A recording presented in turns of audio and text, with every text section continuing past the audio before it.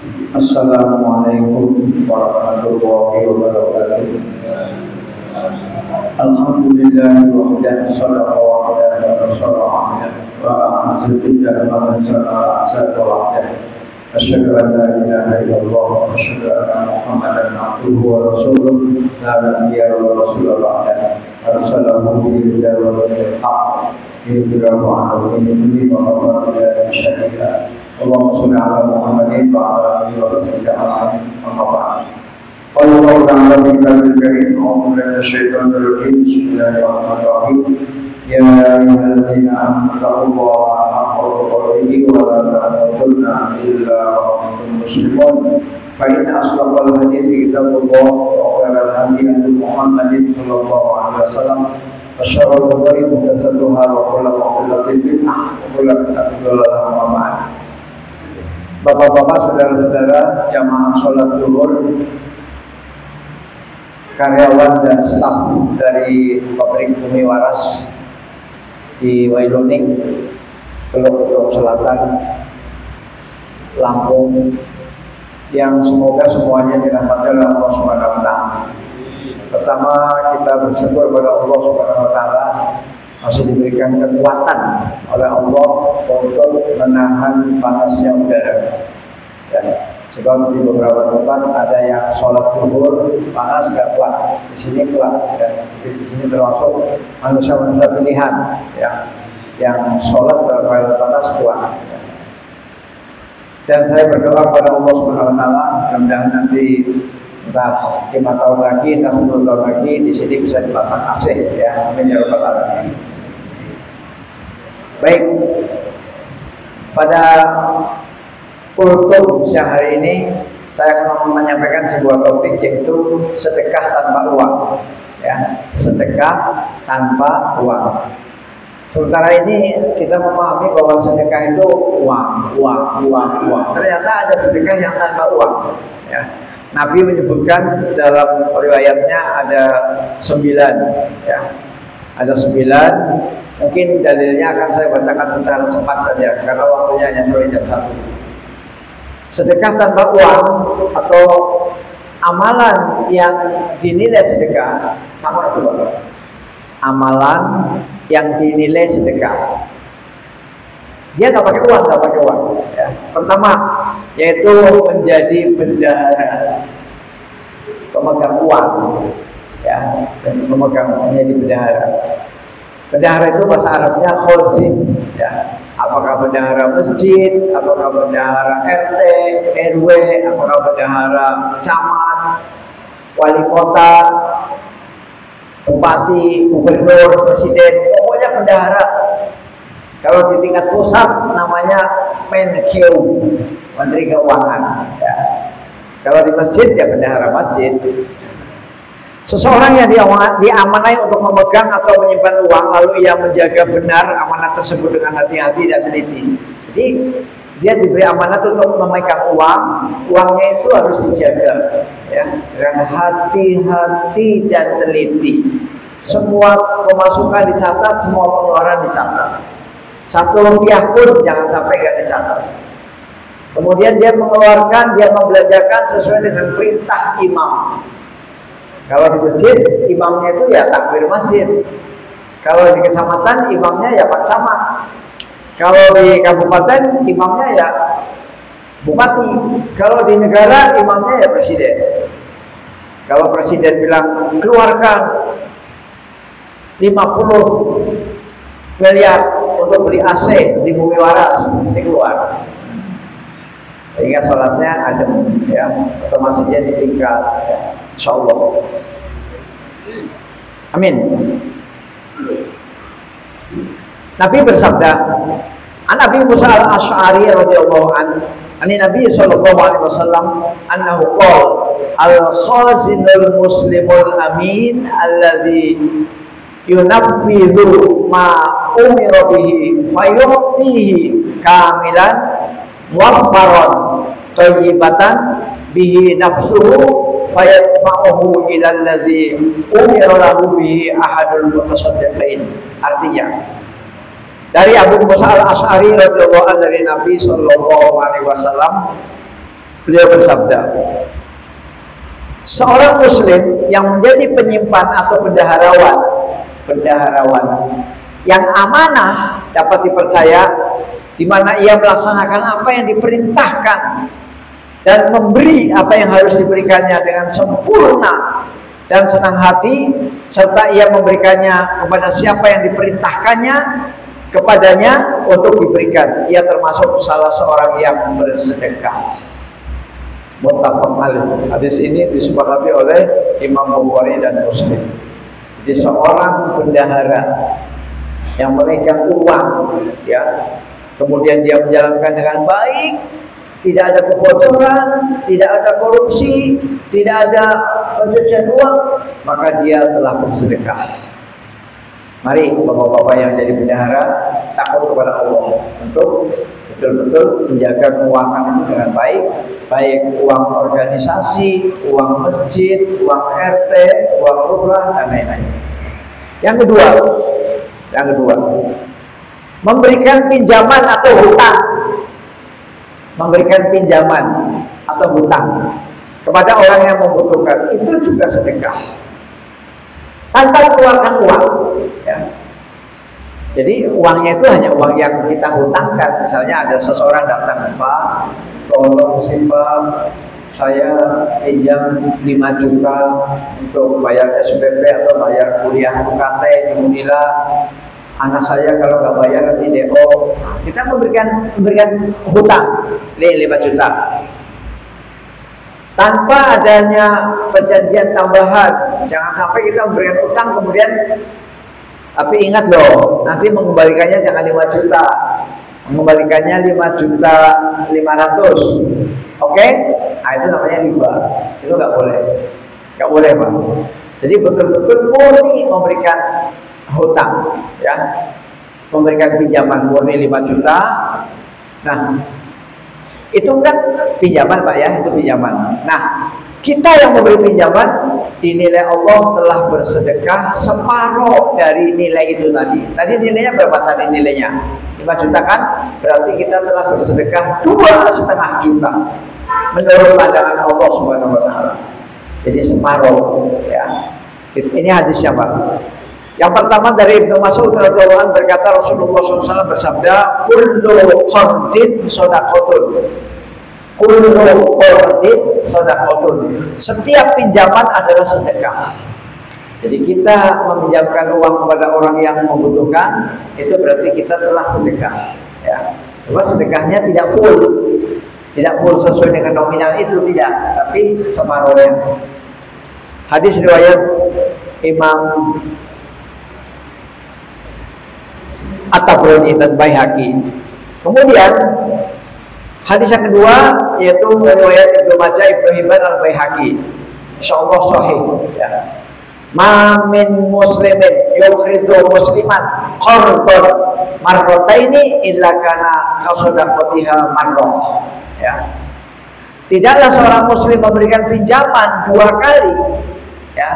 Memberikan pinjaman 2 kali. Misalnya dia datang, Pak, saya pinjam 1 juta, nih.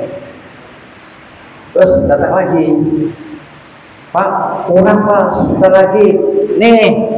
Ya, 2 kali memberikan pinjaman.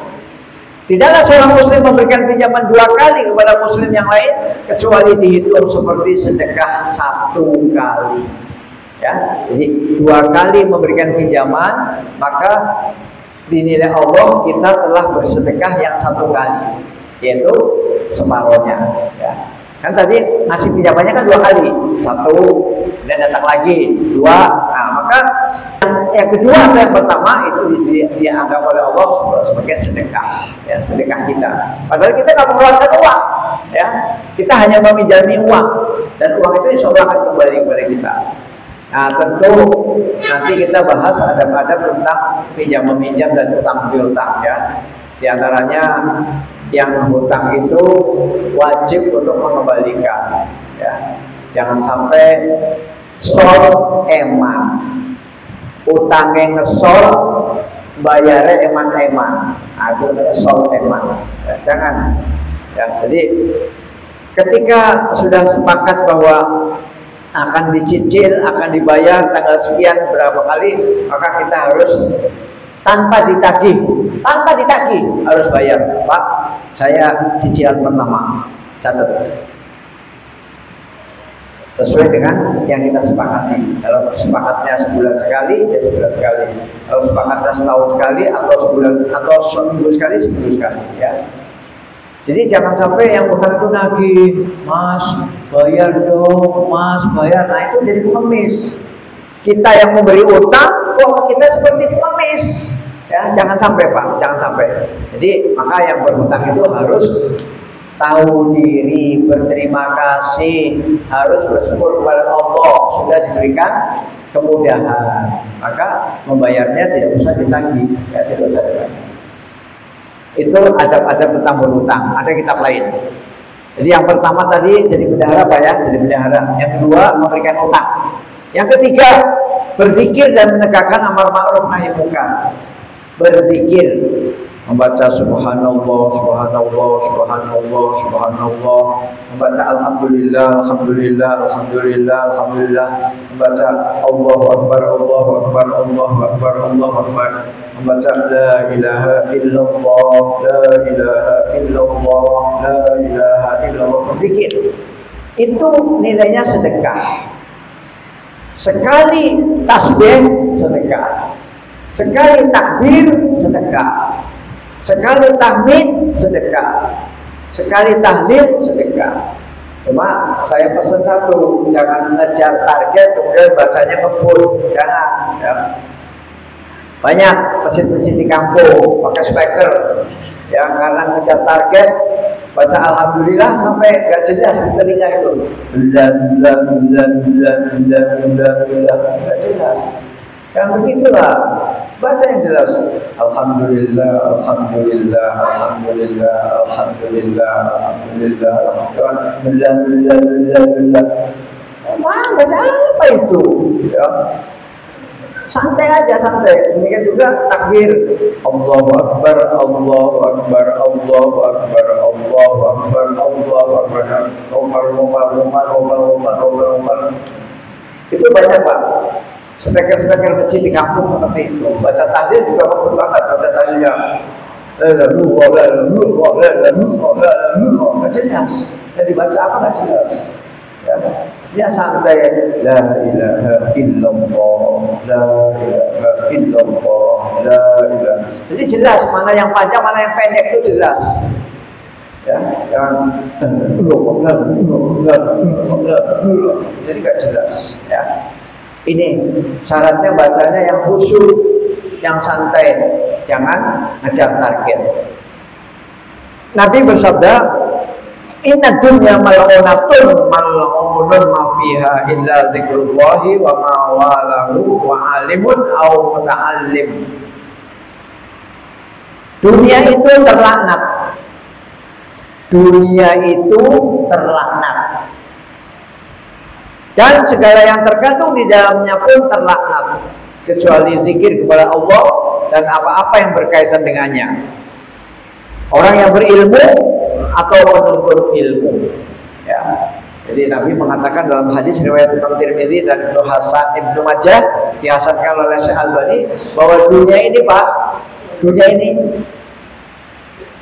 rumah, mobil, duit, Pertamina, segala macam dunia ini adalah terlaknat, terkutuk. Kapan dunia ini tidak terlaknat? Apabila dunia itu diisi dengan zikir kepada Allah Subhanahu wa Ta'ala. Ya. Satu, zikir kepada Allah yang sudah saya jelaskan tadi. Yang kedua, ilmu, ya, belajar dan mengajar. Kalau seperti ini bagus ini Pak. Seperti ini bagus. Ada yang mengajar, ada yang belajar. Nah, kalau bisa yang seperti ini jangan di bulan puasa saja, kalau bisa. Ya, coba dilaksanakan di bulan lain. Karena ini penting sebagai upaya agar dunia ini tidak dilaknat oleh Allah Subhanahu wa Ta'ala. Ya. Silakan jadi orang kaya, silakan punya uang jutaan, ratusan juta, silakan. Tapi harus zikir dan harus menuntut ilmu, belajar agama. Ya. Nanti tidak terlaknat. Kemudian yang keempat, Menanam pohon atau tanaman secara umum. Menanam pohon, bukan menebang pohon, bukan. Menanam, ya. Baik menanam itu hasilnya untuk kita sendiri, kita makan, maupun hasilnya dicuri oleh garong, oleh pencopet, pencuri, oleh begal, maupun hasilnya dimakan burung, dimakan tikus, dimakan serangga, dimakan hama, terserah. Semuanya bernilai sedekah. Jadi menanam itu tidak ada ruginya. Baik kita bisa panen maupun tidak bisa panen, karena ada banjir, ada orang, ada ular, tetap dinilai sedekah. Ya. Hadisnya saya baca. An Anas bin Malik an Nabi sallallahu alaihi wasallam min muslimin ghorsan fa akala minhu insanun aw dabbatun illa kana lahu sadaqatun. Artinya, dari Anas bin Malik dari Nabi sallallahu alaihi wasallam, beliau bersabda, tidaklah seorang muslim menanam satu tanaman lalu tanaman itu dimakan oleh manusia atau hewan, maka hal itu menjadi sedekah baginya. Hadis riwayat Imam Bukhari. Ya. Jadi bapak-bapak yang punya tanah luas, Pak, yang punya tanah, jangan dibiarkan bongkol, ditumbuhin alang-alang, ditumbuhin pohon-pohon yang gak jelas, akhirnya banyak ular, banyak kalajengking dan lain-lain. Mari Pak, babat, kemudian diolah, kemudian ditanam. Tanam apa saja terserah. Mau singkong boleh, mau nangka boleh, mau sirsak boleh, mau anggur boleh, tanam. Ya, syukur-syukur bisa kita panen. Ya, warga masjid dibagi. Ya, kalau tidak bisa, oh Pak Ustadz saya nanam singkong dicuri orang, gak ada masalah. Itu sedekah. Ya. Tapi bagi pencuri jangan langsung mendengar hadis ini. Oh, kata Pak Ustadz, kalau nanam apa saja dicuri pencuri, maka sedekah. Hal itu saya mau jadi pencuri aja. Ya, pencuri lain hukumnya Pak, lain hukumnya lain. Pencuri tetap hukumnya ada. Ya, ini bagi penanam, bagi penanam. Kalau misalnya hasilnya dimakan sendiri bagus, dimakan hewan bagus, dimakan pencuri juga, bagi si penanam itu nilainya sedekah. Kalau bagi pencuri, urusannya polisi, ya, sama KPK, ya, lain dong. Jangan sampai baca hadis ini terus, oh kalau gitu saya nggak usah nanam Pak, saya akan maling aja tanamannya Pak Nurdin, sawit, karet, kopi, cengkeh, nah, nggak begitu. Ya. Jadi bagi yang menanam, dia bernilai sedekah. Nah, satu lagi, sampai jam 1 Pak ya, satu lagi. Tersenyum. Nah, tersenyum itu sedekah Pak. Tersenyum pakai uang nggak? Enggak. Cukup begini Pak.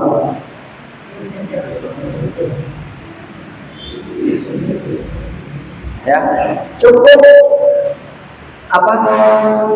Otot yang di mulut ini ditarik belakang ototnya Pak, ditarik ke belakang.